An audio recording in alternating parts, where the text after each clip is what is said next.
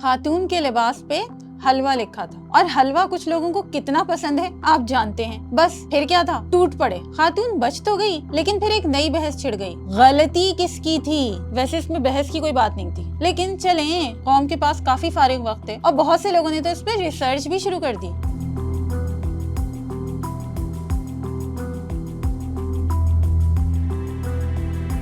और नतीजा ये निकाला, चूंकि कुरान की जुबान अरबी है, इसलिए अरबी के तमाम हुरूफ हमारे लिए काबिल एहतराम हैं, और इसको लिबास पर पहनने का मतलब इन अल्फाज की बेहुरमती है।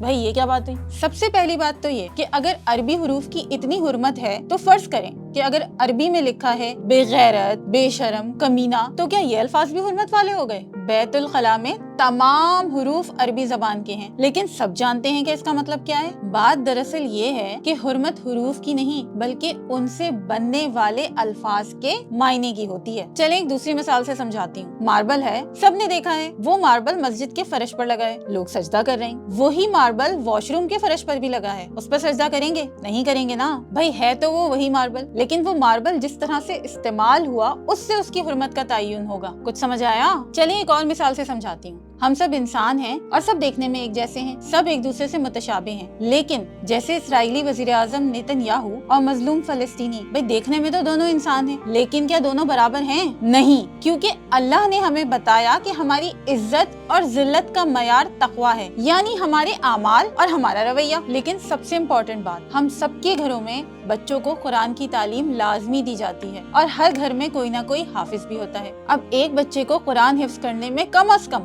2 से 3 साल लग जाते हैं। इन सबको कुरान याद तो हो जाता है, लेकिन ज्यादातर को समझ में कुछ नहीं आता। मेरी बस आपसे एक ही रिक्वेस्ट है, जितना वक्त अपने बच्चों को कुरान याद करवाने पर लगवाते हैं, कम से कम उतना ही वक्त उनको कुरान समझाने पर भी लगवाएं, क्योंकि जब तक हम कुरान और अरबी को समझेंगे नहीं, तब तक हम हलवे पर बलवा ही करते रहेंगे।